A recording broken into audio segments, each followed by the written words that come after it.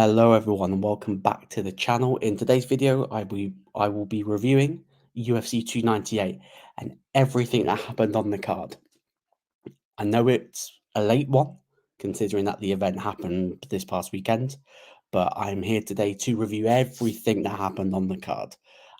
And let's start no further than the top of the card, the main event. Alexander Volkanovski versus Ilia Topuria for the UFC featherweight title. It was built up, Volk's coming off the knockout loss to Islam.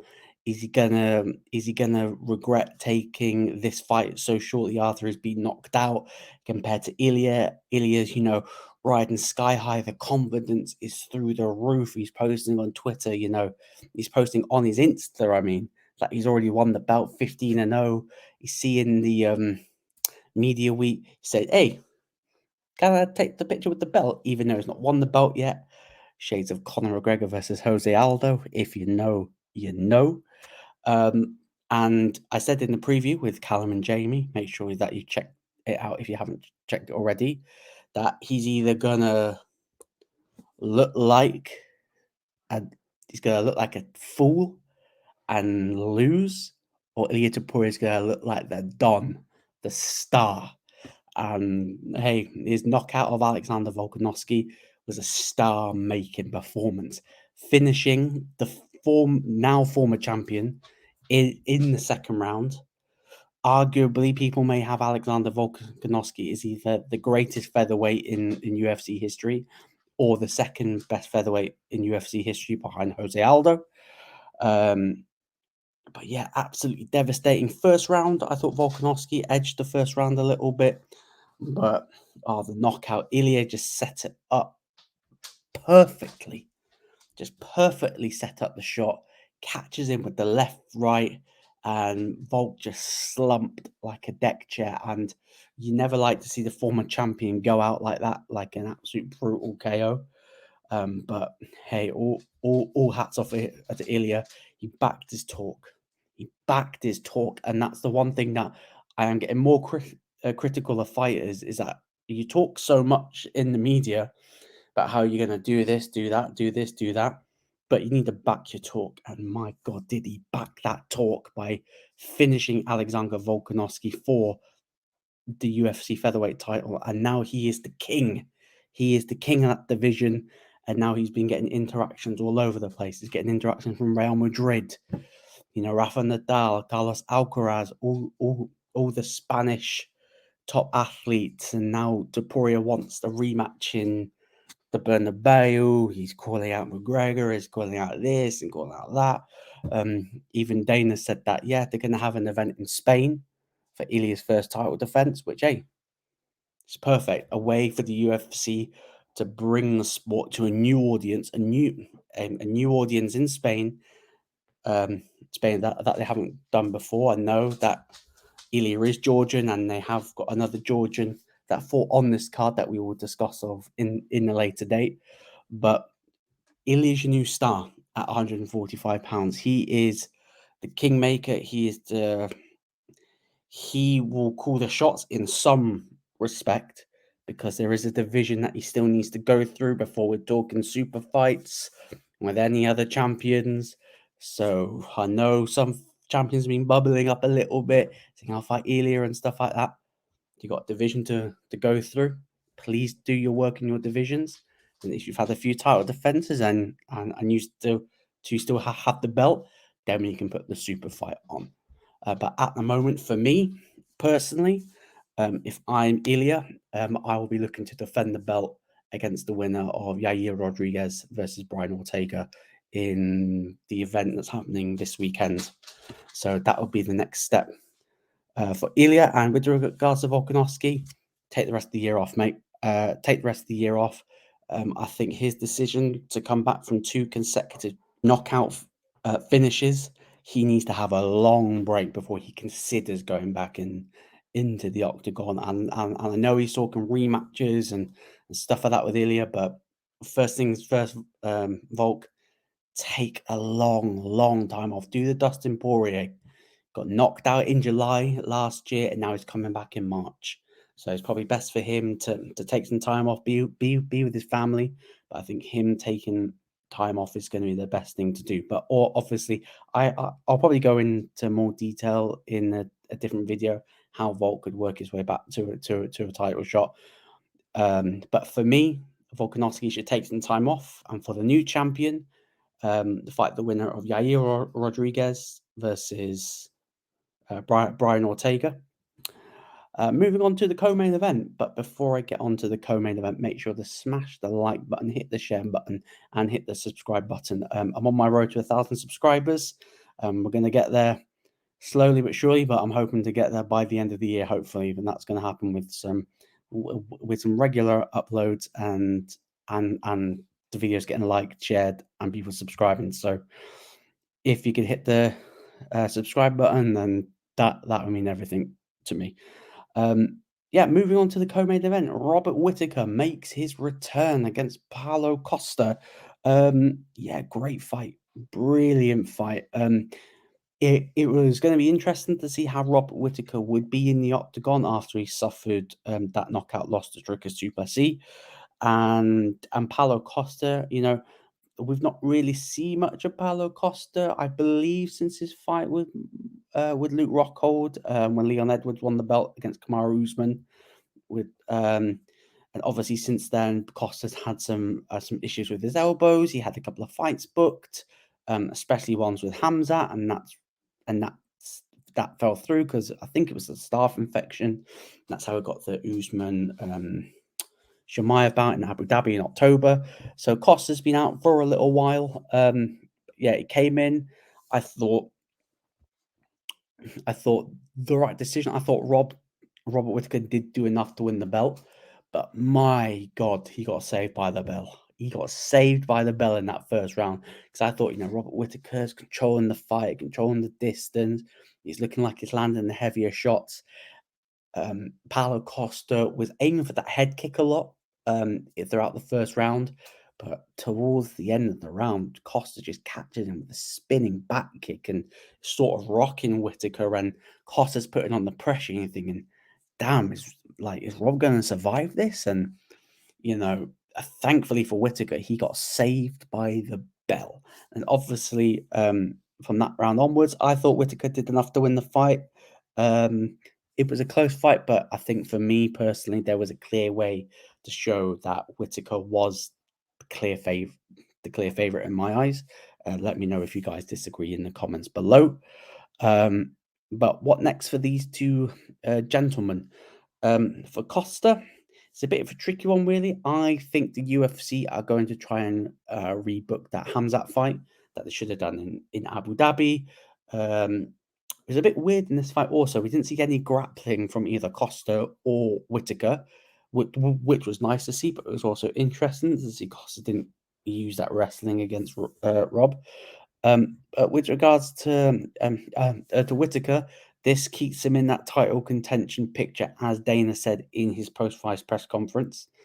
So for me, if this keeps him in the title conversation, there's only one guy in that top 5 that he's not really fought, and that is Sean Strickland.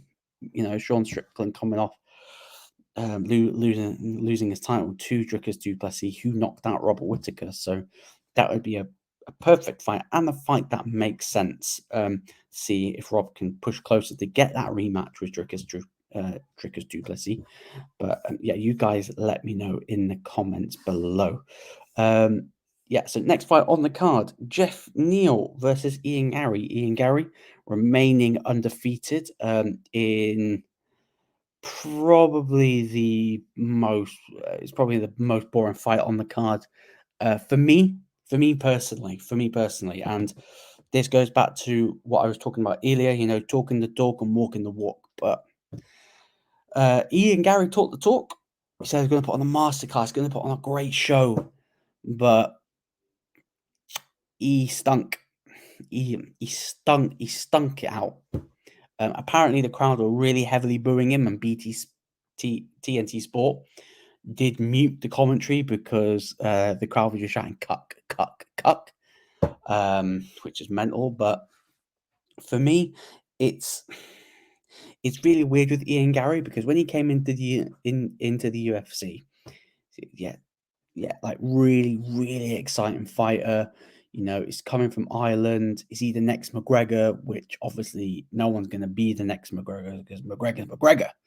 So obviously no one's going to be the next Conor McGregor. But if you come in, you show your humility, then fans would get behind you. So like when he first came into the UFC, I thought, yeah, this is a top talent. You're going to keep him undefeated. There's a couple of undefeated fighters in this division where you could really build them up, make big super fights, big undefeated versus undefeated fights against your Hamzat, who's now moved up, and Shavkat Rakhmonov. But yeah, the thing that's really, really frustrating me at the moment is like his persona. I know he's trying to, I know what people are saying about his family is bang out of order. I get it. Like, I 100% get it. But he's not helping himself, though. He's not helping himself. And, like, I know that fighters have, like, their wives and families in the crowd. But not going to lie, I don't need the camera panning to Ian Gary's missus, like, before and after the fight. Like, I don't need to. And I've got a feeling the UFC are playing into this narrative. And I think this narrative is affecting his octagon performance because I have to say, like, for me, he lost. For me, he lost that fight against Jeff Neal because I didn't think he did enough. Like, the judge who scored that 30-27 to Ian Gary needs to rewatch that fight because, yeah, Gary was like keeping the range and stuff like that.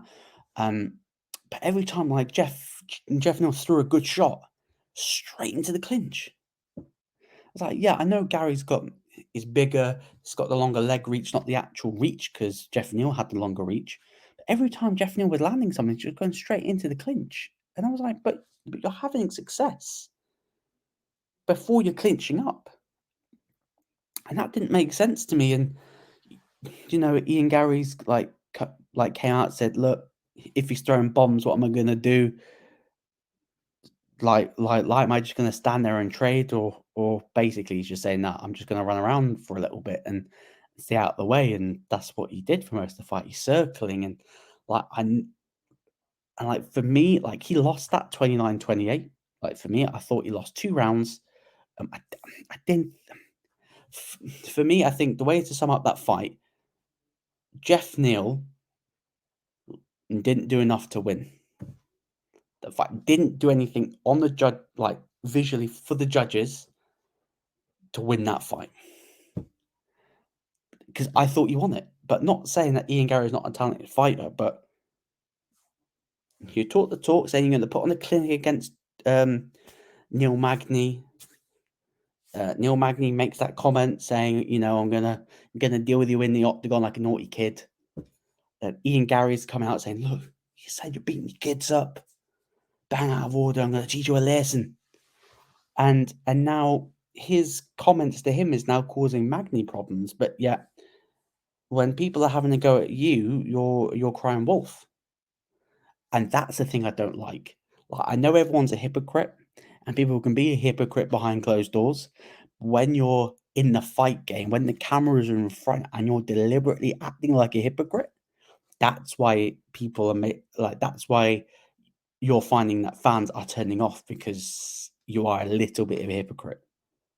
And that's what's annoyed me most about you, that you're turning into a hypocrite and you're talking the talk, but you're not walking the walk. And I know that as bad as your performance was, you walked away with a W. That's great. That's great. You're still undefeated. Where he goes next, he's now ranked number 6 at welterweight, I believe. And I know he's called out Colby Covington, and they are probably going to make that fight. To be honest, I think Ian Gary got asked about Sean Brady, and they said that they're part of the same management company, and Brady's gonna do nothing to him. It's like it's beneath him, and so I don't know where they go. Hey, if Colby wants that fight with Ian Gary, then I can see it would be made, because I think it'd be more Colby that would hold it up rather than Ian Gary. Will it be a good fight? Be an interesting one. I don't think it's going to be a barn burner. I think it's going to be a bit of a. I don't know. It's not a fight that I'm desperately wanting to see. Like, I don't like. Not gonna lie. Like, I'm not really a fan of Colby Covington. Like, I'm not a fan of his fight style, and like, not gonna lie. Like, I'm not interested in that fight. Like, I know Ian Gary wants to fight, but I'm not interested in it personally. But that may look like the direction they're going in. But yeah, Ian Gary at one word. Oh yeah, and another thing that annoyed, in the pre-fight when he was asking about like Ireland and stuff like that, when he said like, oh, I think I may be past that. Maybe like I'm too big to go and fight in Ireland, and then I'm like, excuse me, too big to fight in Ireland? Like, are you blowing yourself up to like an ego where you don't belong? What, you think you're not good enough to go fight in Ireland? Mental? You think you're better than Conor McGregor, Katie Taylor, like legendary Irish fighters fighting in Ireland, and you think you're bigger than them when they fought in Ireland? Mental, mental, mental, mental. Anyway, Ian Gary picked up the W. He'll move on next, probably against Colby Covington, but it would not surprise me if they give Bilal Muhammad, just so Bilal doesn't get a title shot, which I'll touch on in the separate video. Why I think Bilal is not getting the next title shot. Yeah, so make sure you tune into that video as well. But next up on the card, it was Merab Dovashvili versus Henry Cejudo. Yes, in the build up to this fight, it was confirmed by Henry Cejudo if he lost this fight, he would retire, and lost the fight he did. I thought he did well in the first round, Cejudo. I thought he just nicked it, to be honest, in the first round. I thought the cardio looked good. I thought he landed a couple of the bigger shots, but the second round, for me, Merab really, really took over, showed that cardio, ragdolled Cejudo round that octagon, which was, in my prediction, I thought that was going to happen. He was going to ragdoll, Merab was going to ragdoll Cejudo around that octagon.